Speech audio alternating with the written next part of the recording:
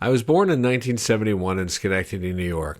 My father left before I was born and took himself out, if you catch my drift, when I was 17, before I ever got to meet him. From what I heard, it was an intentional overdose. My mom was only 19 when she had me and struggled with drugs and alcohol. Her parents, my grandparents, got custody of me when I was 1, which I always thought was funny because what was the court thinking? Well, you two are obviously good at raising children. Want another crack at it? When I was 6, my grandmother Ann died of heart failure. My mom, who had been in and out of my life, came back and lived with me and my grandfather. She was trying to clean herself up. When I was 8, while visiting my Aunt Barbara with my grandpa, my mom died of an accidental overdose of codeine. A couple years later, my grandfather got married again to my step-grandmother Dixie. We moved to the soybean and cattle corn fields of Pungo, Virginia, in a little country house. Shortly after I turned 13, they decided they were too old to raise me. They sent me back to my hometown to live with my mother's cousin and her husband. And again, after a couple years or so, things just didn't work out. And I moved in with one of my mother's other cousins and her husband. And things did work out this time. It was the right fit. While I was clearly troubled as a kid on the inside, I always did well in school. I never got in any serious trouble. I thought if I was good enough, I wouldn't be sent away again, or my biggest fear, abandoned. I got my first real taste of comedy back when it was just me and Gramps living in Southgate apartments. We were basically what I like to call upper class poor. Half of my friends were black. Thank God, because they were ruthlessly funny. Some people call it the dozens, other people call it snapping or busting balls.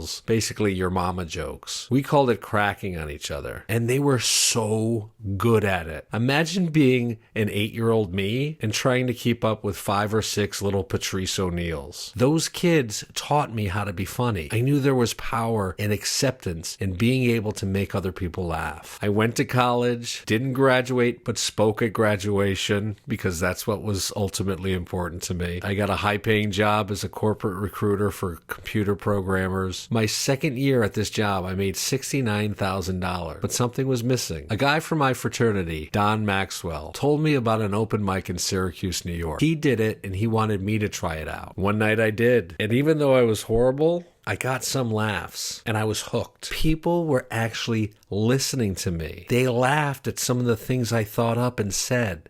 I couldn't believe it. This was 1993. Every Sunday night, I'd drive 2.5 hours to that open mic. Then I would bomb, then drive home, and I would record myself on a portable cassette recorder, just ranting and screaming about how horrible I was. That was always the funniest part of the experience.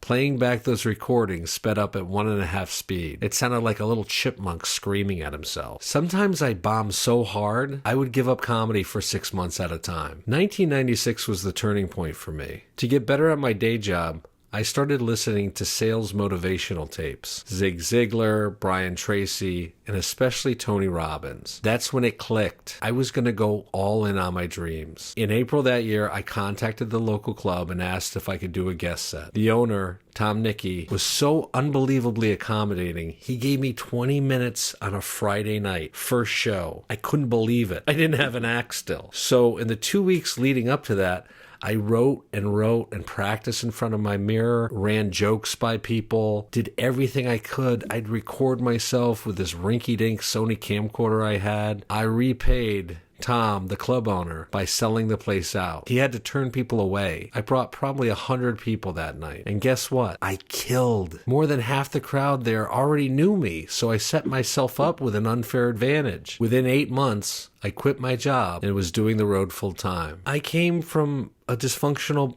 background. I didn't have a silver spoon in my mouth. I didn't have anyone to fund this dream of mine. But I always believed in myself. After 2.5 to 3 years touring as a feature while occasionally headlining, I moved to Los Angeles. Looking back, things happened rather quickly for me in Hollywood, even though at the time it felt like it was taking an eternity. I started running shows with my friends. I got hired as a writer for a comedy website. I signed with a manager. I was passed at the Improv. Because I don't want to make this video too long, I'll get down to the credits from that point on. I was hired to be a writer and performer on the Best Damn Sports Show, period. I got nominated for 2 Emmys, writing and producing on that show. I did stand-up twice at the Adult Video News Awards. For the first 5 seasons of Last Comic Standing, I was the warm-up comic. I wrote for those silly dating shows on MTV, Date My Mom, Next, and Exposed. That's where I got really good at writing roast jokes. I spent 7 years as the head writer for Howie Long's Tough Guys, a Super Bowl special. I did the HBO Aspen Comedy Festival New Faces in 2005. No agent, no manager.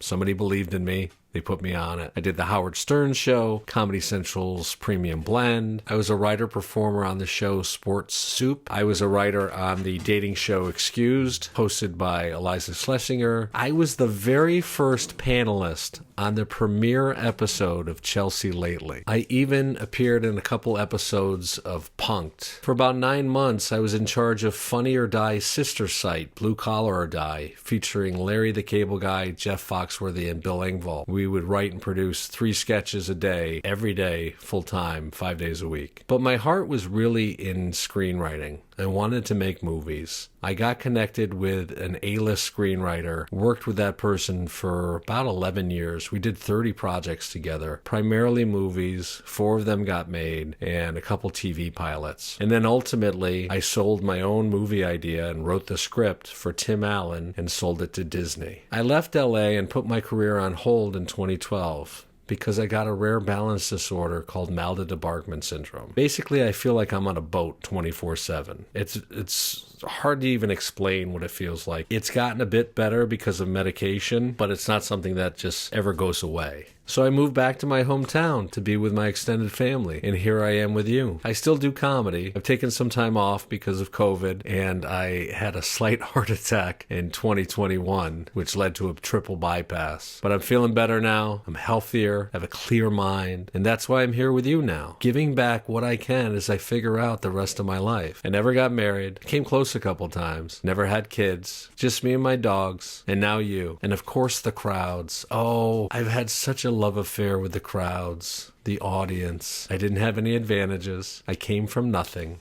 The one thing I had on my side was the rock-solid belief in myself that I would make it. And I did. I did make it. I lived my dreams. And I was lucky enough to have people in my life who believed in me too. People who encouraged me. People who helped me. People who gave me opportunity. Most of them were fellow comics. If I can do it, you can too.